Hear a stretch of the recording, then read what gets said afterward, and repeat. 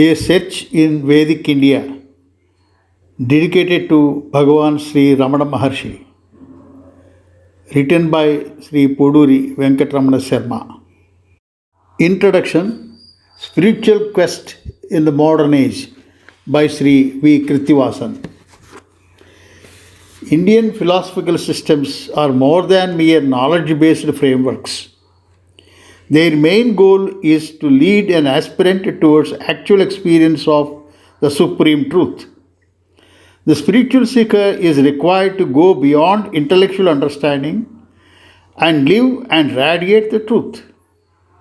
Only with Anubhuti the process is complete. In order to achieve this, the teaching techniques themselves have to be different from those employed for mere acquisition of intellect oriented knowledge. Herein lies the complexity because the everyday reality apprehended by the intellect and the mind must be totally negated in order to enable the experience of the ultimate reality. The Indian philosophic systems, referred to as darshanas, employ various nyayas or illustrative examples to point out the errors in the seeker's perception. The serpent and the rope are the Rajusarpa Nyaya, the Kantabhushana Nyaya, the necklace adorning the neck. The pot and the clay are some examples that illustrate this technique.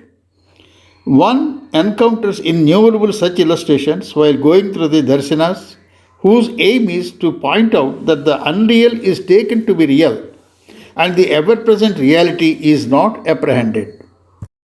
Many centuries ago, another innovative technique was adopted by one Krishna Misra, who wrote a Sanskrit drama called Prabodha Chandrodayam with the sole aim of explaining the complex concept of Advaita Vedanta to common folks. It was an audacious attempt that proved to be highly successful. The characters in the drama symbolize various concepts in Advaita. The king in the drama represents the spiritual seeker. His enemy, Mahamoha, that is confusion, is assisted by Maya, illusion, Kama, lust, Damba, arrogance, Ahamkara, ego, etc. The king, with his friends Viveka, Dharma, Shanti, Shraddha, etc., wins over his enemy and regains his kingdom of self knowledge. This technique was so successful that Buddhism, Jainism, and much later Sufism also followed Krishna Mishra and had their own dramas enacted to propagate their respective religions. Even Visishtadvaitins and Dvaitins followed suit. Sri Venkataramana Sarma, through his fictional work, A Search in Vedic India, has extended this concept brilliantly and has addressed the modern youth all over the world by adopting a style that is easy to relate to as well as simple to grasp. Dressed in the style of a novel, intricate spiritual truths and various traditions of our Sanatana Dharma are elegantly presented. The main character, an American, suffering tragedies in life, is looking for answers about death, what is death, what happens after death, and so on. He rightly feels that answers should come from outside any belief system. Not satisfied with answers provided by his religion, he undertakes a journey to India, the land of spirituality. He teams up with a young Indian lady and together they meet a number of spiritual masters. The author weaves the story in such a manner that concepts of reincarnation, idol worship, several paths to reach the supreme truth like karma, bhakti, yoga, and jnana are all unfolded gradually with utmost clarity. Apart from the conversations with various gurus, the two aspirants discuss what they learned among themselves and help each other. This is an extremely effective way of reinforcing the intellectual understanding, ultimately leading to practical experience of the truths learned. The latter half of the book is devoted to Jnana Marga, the approach being attention to eye awareness. This is presented as the doorway to reach one's Swarupam. Gradually, it is shown that eye awareness is beyond the body and mind, that it underlies the three states of waking, dreaming, and deep sleep. The aspirants are made to logically understand and later experience that I awareness is formless and that everything is contained within it. This stepwise expansion of one's awareness is beautifully articulated till the final stage of freedom from thoughts. The American reaches this stage first and finds the answers experientially to the vexatious questions of birth and death. He then becomes the teacher to his Indian lady friend. The author shows how the end result is in perfect alignment with the teachings of the Upanishads.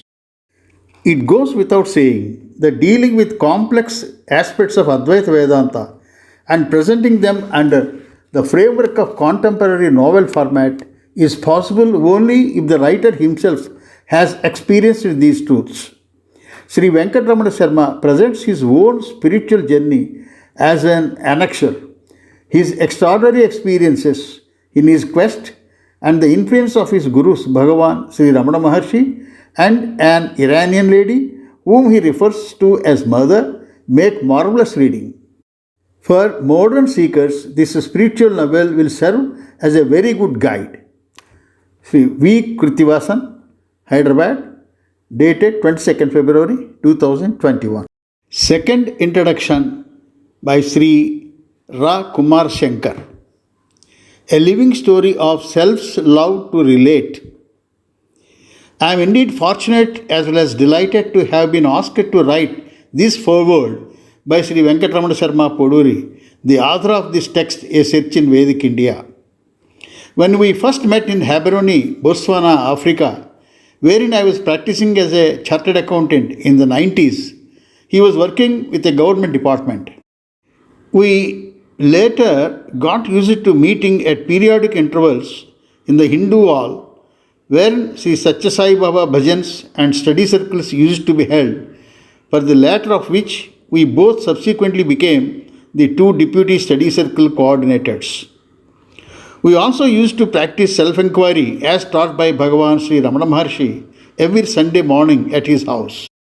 Goaded by him, I happened to translate selected verses from Essence of Sadhana by Saint Sadhuvom, who relentlessly practiced self-enquiry, attained self-realization, and recorded hints for self-enquiry from his personal experience in the form of esoteric Tamil verses.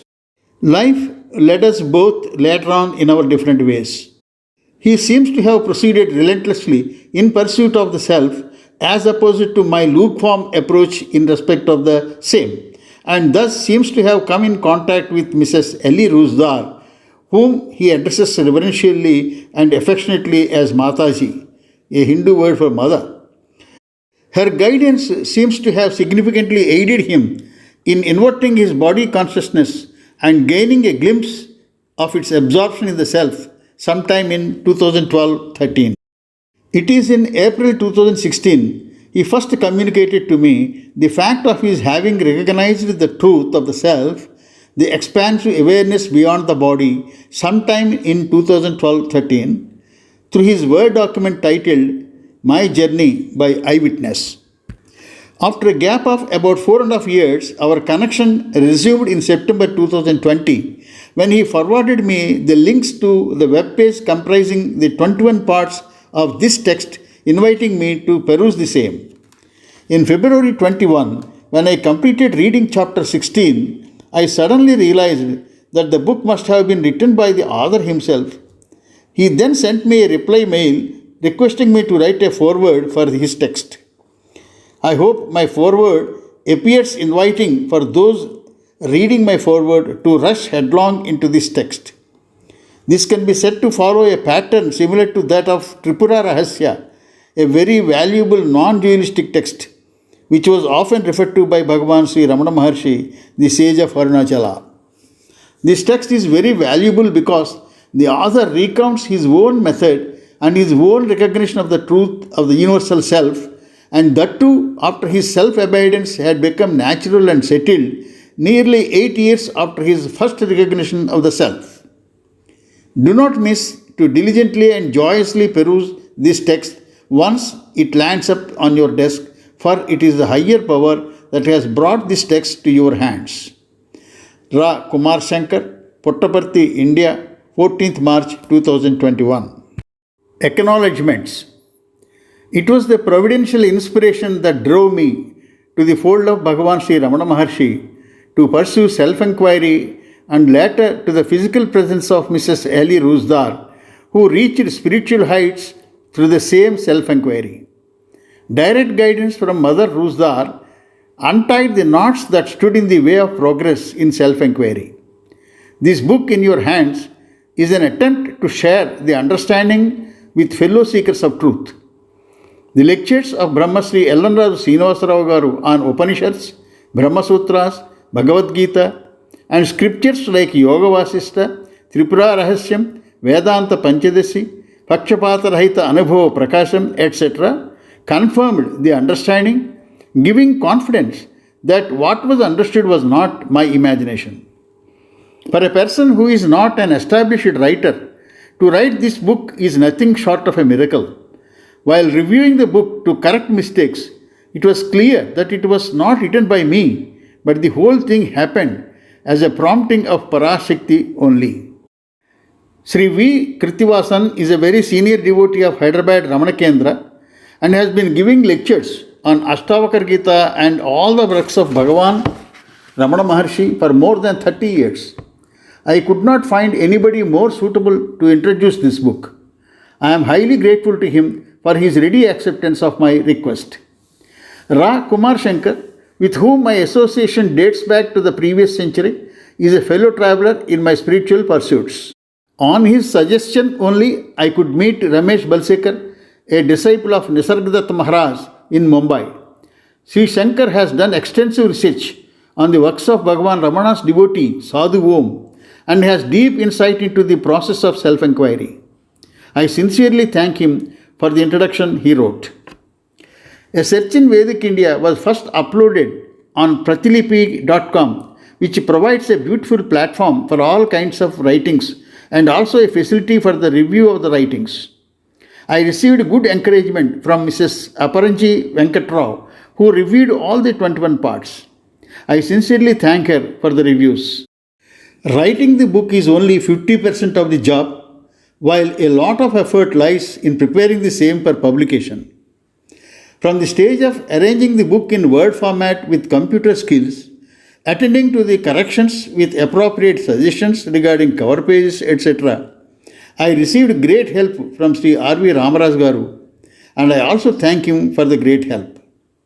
Venkataramana Sarma, Podury, 790-411-5627, phone. Tirunnamalai, 16th March 2021.